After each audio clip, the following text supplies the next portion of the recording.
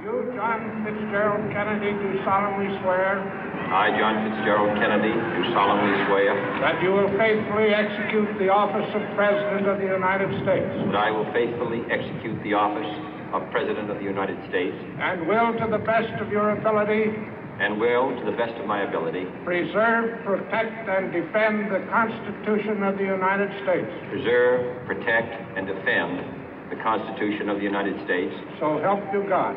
So help me God.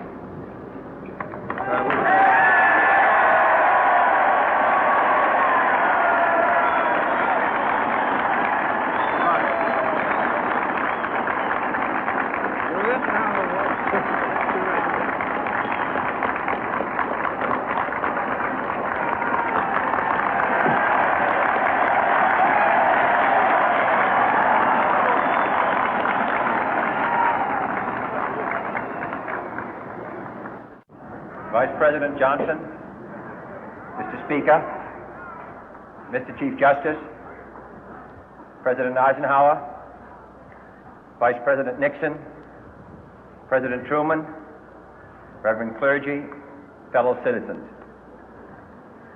We observe today not a victory of party, but a celebration of freedom, symbolizing an end as well as a beginning, signifying renewal as well as change.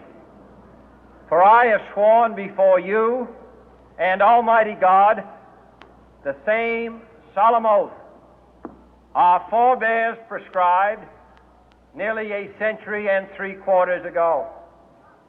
The world is very different now, for man holds in his mortal hands the power to abolish all forms of human poverty and all forms of human life. And yet the same revolutionary beliefs for which our forebears fought are still at issue around the globe. The belief that the rights of man come not from the generosity of the state, but from the hand of God. We dare not forget today that we are the heirs of that first revolution. Let the word go forth from this time and place to friend and foe alike that the torch has been passed to a new generation of Americans born in this century, tempered by war, disciplined by a hard and bitter peace, proud of our ancient heritage, and unwilling to witness or permit the slow undoing of those human rights to which this nation has always been committed and to which we are committed today at home and around the world.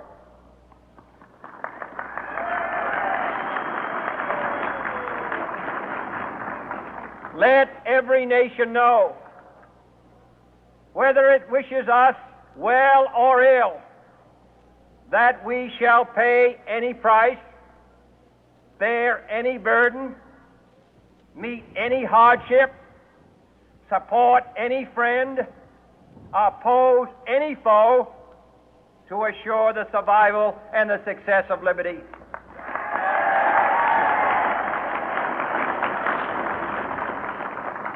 This much we pledge and more. To those old allies whose cultural and spiritual origins we share, we pledge the loyalty of faithful friends. United, there is little we cannot do in a host of cooperative ventures.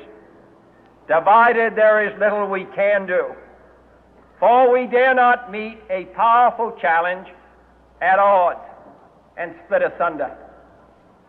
To those new states whom we welcome to the ranks of the free, we pledge our word that one form of colonial control shall not have passed away, merely to be replaced by a far more iron tyranny. We shall not always expect to find them supporting our view, but we shall always hope to find them strongly supporting their own freedom, and to remember that in the past, those who foolishly sought power by riding the back of the tiger ended up inside.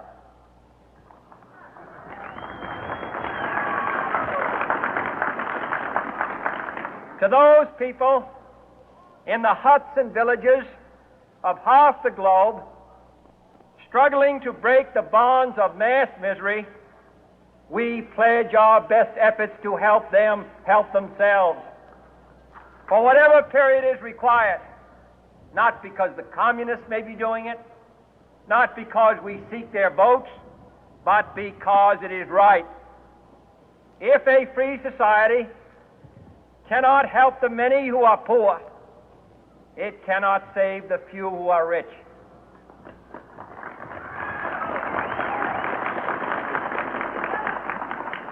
To our sister republics south of our border, we offer a special pledge to convert our good words into good deeds, in a new alliance for progress, to assist free men and free governments in casting off the chains of poverty.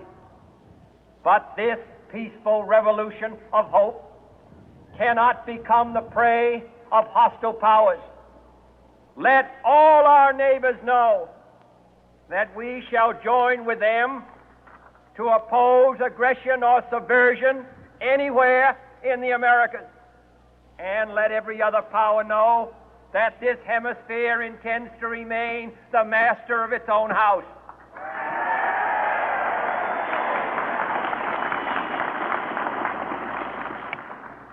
To that World Assembly of Sovereign States, the United Nations, our last best hope, in an age where the instruments of war have far outpaced the instruments of peace, we renew our pledge of support to prevent it from becoming merely a forum for invective, to strengthen its shield of the new and the weak, and to enlarge the area in which its writ may run. Finally, to those nations who would make themselves our adversary, we offer not a pledge, but a request that both sides begin anew the quest for peace. Before the dark powers of destruction, unleashed by science, engulf all humanity in planned or accidental self-destruction, we dare not tempt them with weakness, for only when our arms are sufficient beyond doubt can we be certain beyond doubt that they will never be employed. But neither can two great and powerful groups of nations take comfort from our present course, both sides overburdened by the cost of modern weapons, both rightly alarmed by the steady spread of the deadly atom, yet both racing to alter that uncertain balance of terror that stays the hand of mankind's final war. So let us begin anew, remembering on both sides that civility is not a sign of weakness, and sincerity is always subject to proof. Let us never negotiate out of fear, but let us never fear to negotiate.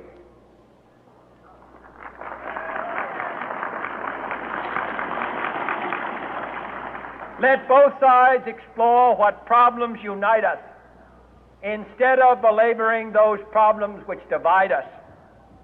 Let both sides, for the first time, formulate serious and precise proposals for the inspection and control of arms, and bring the absolute power to destroy other nations under the absolute control of all nations.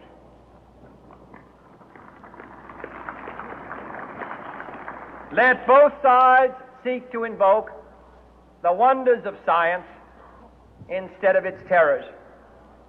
Together, let us explore the stars, conquer the deserts, eradicate disease, tap the ocean depth, and encourage the arts and commerce. Let both sides unite to heed in all corners of the earth the command of Isaiah to undo the heavy burden and let the oppressed go free. And if a beachhead of cooperation may push back the jungle of suspicion, let both sides join in creating a new endeavor, not a new balance of power, but a new world of law, where the strong are just and the weak secure and the peace preserved. All this will not be finished in the first 100 days, nor will it be finished in the first 1,000 days, nor in the life of this administration, nor even perhaps in our lifetime on this planet. But let us begin.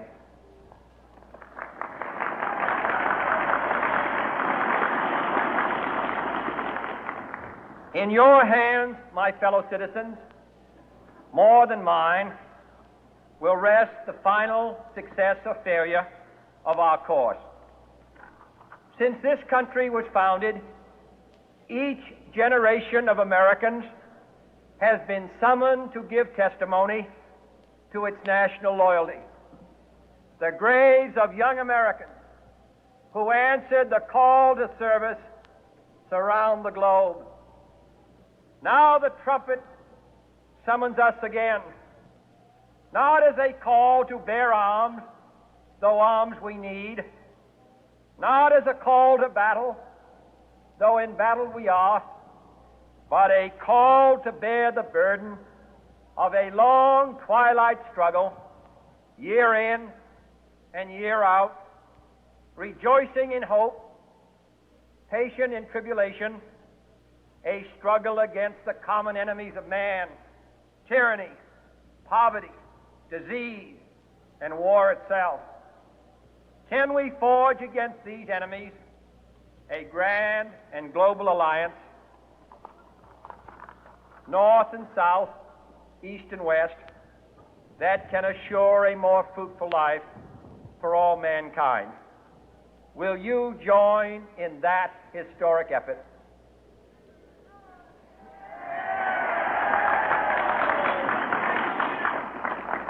In the long history of the world, only a few generations have been granted the role of defending freedom in its hour of maximum danger. I do not shrink from this responsibility. I welcome it.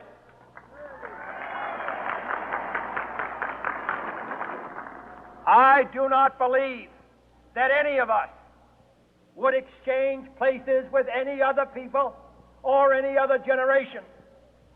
The energy, the faith, the devotion which we bring to this endeavor will light our country and all who serve it. And the glow from that fire can truly light the world. And so, my fellow Americans, ask not what your country can do for you. Ask what you can do for your country.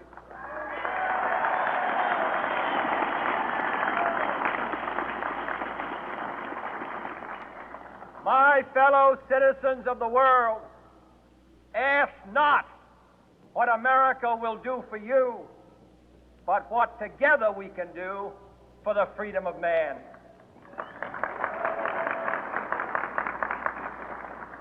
Finally, whether you are citizens of America or citizens of the world, ask of us here the same high standards of strength and sacrifice which we ask of you. With a good conscience, our only sure reward, with history the final judge of our deeds, let us go forth to lead the land we love, asking His blessing and His help, but knowing that here on earth God's work must truly be our own.